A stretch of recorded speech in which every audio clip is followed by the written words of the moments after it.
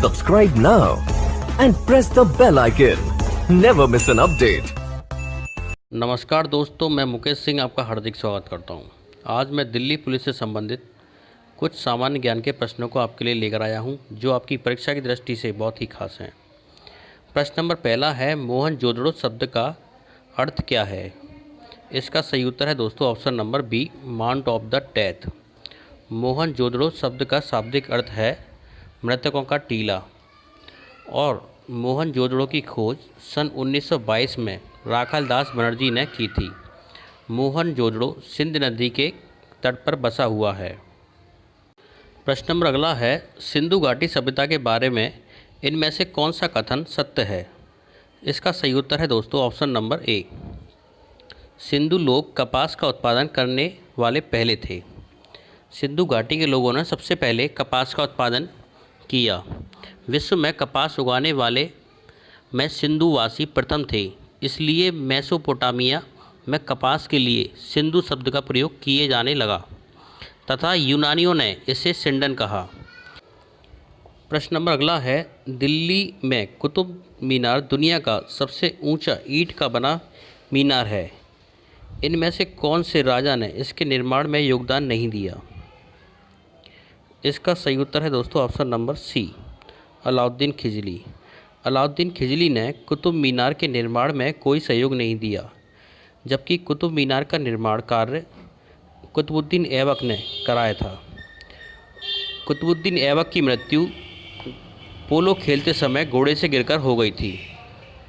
उसके बाद इल्तुतमिश ने कुतुब मीनार को पूरा किया और राज्य को सुदृढ़ व स्थिर बनाया।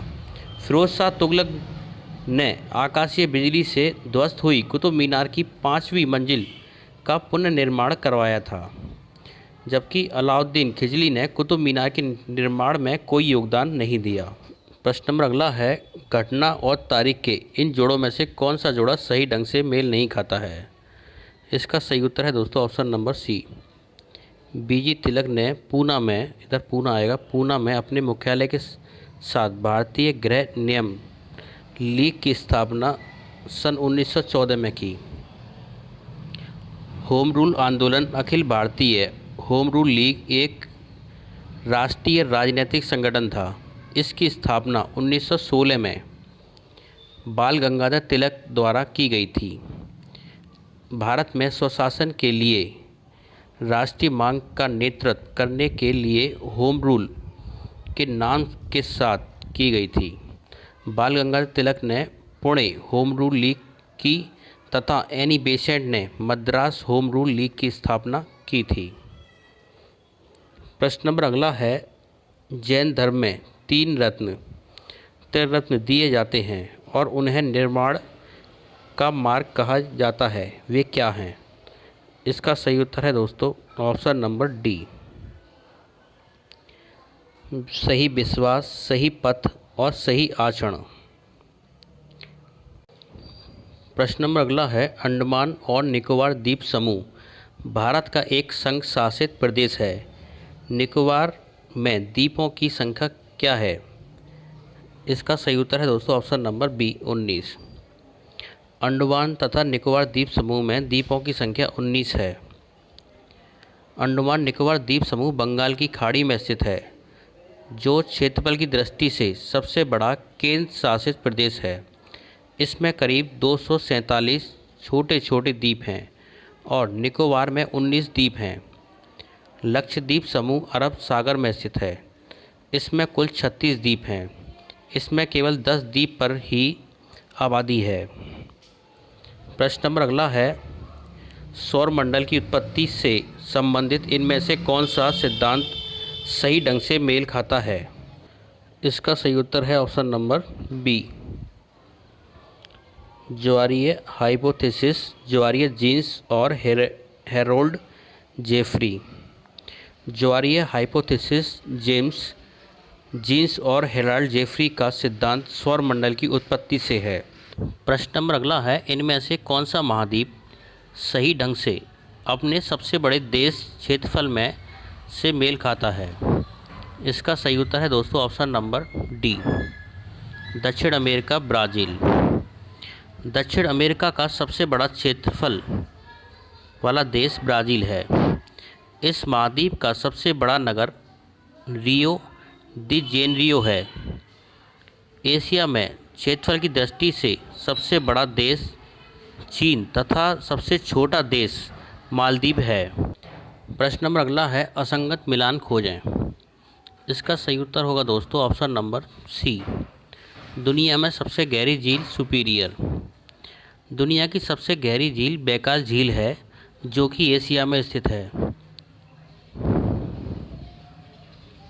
प्रश्न नंबर अगला है, इनमें से कौन सा कम हिमालय या हिमाचल के महत्वपूर्ण पहाड़ी रिसोर्ट्स में से एक नहीं है।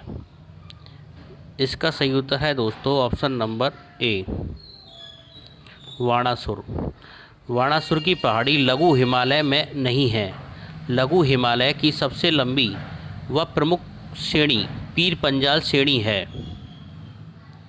प्रश्न नंबर अगला है, इस नदी की कुल लंबाई 2900 किमी है। यह तिब्बत चेमयुंगडंग ग्लेशियर से में शुरू होता है, जहाँ से इसे त्संगपो कहा जाता है और दिहांग नाम के तहत भारतीय क्षेत्र अरुणाचल प्रदेश में प्रवेश करता है। इसकी महत्वपूर्ण सहायक उपनगरी सुबनसिरी, कामेंग, धनसिर, मानस, तिस्ता है। नदी का नाम क्या है? इसका सही उत्तर है दोस्तों option number B, Brahmaputra. Brahmaputra एक नदी है। यह तिब्बत, भारत, बांग्लादेश से होकर बहती है।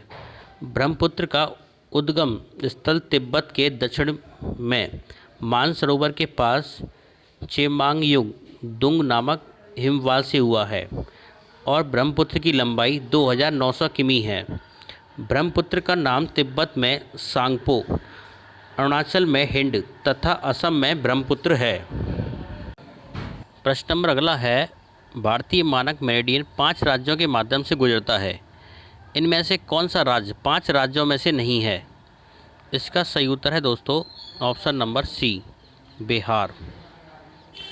भारतीय मानक मेरिडियन 5 राज्यों के माध्यम से गुजरता है, जिनमें आंध्र प्रदेश, उड़ीसा, छत्तीसगढ़, मध्य प्रदेश और उत्तर प्रदेश है। प्रश्न नंबर अगला है, संविधान द्वारा विचार की गई लोकसभा की अधिकतम ताकत क्या है? इसका सही उत्तर है दोस्तों ऑप्शन नंबर सी, 552। भारत के मूल संविधान में लोकसभा की सदस्य संख्या 500 निश्चित की गई है। अभी इसके सदस्यों की अधिकतम संख्या 552 हो सकती है। लोकसभा में राष्ट्रपति आंग्ला भारतीय वर्ग के अधिकतम 2 सदस्यों को मनोनीत कर सकते हैं। प्रश्न नंबर अगला है, भारत के संविधान के किस अधिनियम ने पंचायती राज को एक संविधान निकाय बनाया है? इसका सही उत्तर है दोस्तों ऑप्शन नंबर ए, 1992 का 73वां संशोधन अधिनियम। 73वें संविधान संशोधन अधिनियम 1992 के अंतर्गत संविधान में 11वीं अनुसूची जोड़ी गई। इसमें पंचायती राज संबंधी प्रावधानों को सम्मिलित किया गया है। प्रश्न नंबर अगला है, इनमें से कौन सा भारत में पंचायती राज की 3 स्तरीय प्रणाली में एक स्तर नहीं है? इसका सही उत्तर है दोस्तों ऑप्शन नंबर डी, नगर परिषद। नगर परिषद भारतीय पंचायती राज की 3 स्तरीय प्रणाली का स्तर नहीं है, जबकि ग्राम पंचायत, ग्राम पंचायत और पंचायत समिति और जिला परिषद ये पंचायती राज की 3 स्तर की प्रणाली हैं। प्रश्न नंबर अगला है, इनमें से कौन सा भारतीय संविधान की एक महत्वपूर्ण विशेषता नहीं है? इसका सही उत्तर है दोस्तों ऑप्शन नंबर डी, इससे राज्य के राज्यपाल, सांसदों और विधायकों के परामर्श से संशोधित किया जा सकता है। प्रश्न नंबर अगला है, इनमें से कौन सा कारक नहीं है जो भारतीय संविधान के निर्माण में योगदान देता है? इसका सही उत्तर है दोस्तों ऑप्शन नंबर ए, औद्योगिक क्रांति। औद्योगिक क्रांति भारतीय संविधान के निर्माण में कोई योगदान नहीं देती है, जबकि ब्रिटेन में संसदीय लोकतंत्र तथा रूस में समाजवादी क्रांति और अमेरिका में अधिकारों का विधेयक संसद के निर्माण में एक महत्वपूर्ण भूमिका निभाता है। प्रश्न नंबर अगला है, ब्रिटिश शासन के आगमन से पहले भारत की स्वतंत्र अर्थव्यवस्था थी। उस समय निम्नलिखित में से कौन सा प्रमुख व्यवसाय नहीं था? इसका सही उत्तर है दोस्तों ऑप्शन नंबर डी, पर्यटन। ब्रिटिश शासन के आगमन से पहले भारत की स्वतंत्र अर्थव्यवस्था थी। उस समय कृषि, हस्तशिल्प, निर्माण था, लेकिन पर्यटन नहीं था। प्रश्न नंबर अगला है, 1991 की नई उदार आर्थिक नीति के परिचय के साथ भारतीय अर्थव्यवस्था ने इसके अलावा निम्नलिखित सभी के माध्यम से मौजूदा आर्थिक समस्याओं को संबोधित किया। इसका सही उत्तर है दोस्तों ऑप्शन नंबर ए, औद्योगिकरण। नई आर्थिक नीति सन 1991 से शुरू करने का प्रमुख कारण खाड़ी युद्ध तथा भारत के भुगतान संतुलन की समस्या थी। नई आर्थिक नीति के 3 प्रमुख आयाम थे, निजीकरण, उदारीकरण तथा विश्वव्यापीकरण। दोस्तों, आपको हमारा वीडियो कैसा लगा? प्लीज़ वीडियो पर एक लाइक और वीडियो को शेयर करना ना भूलें। अगर आपने हमारा चैनल सब्सक्राइब नहीं किया है तो प्लीज़ चैनल को सब्सक्राइब जरूर कर लें। धन्यवाद।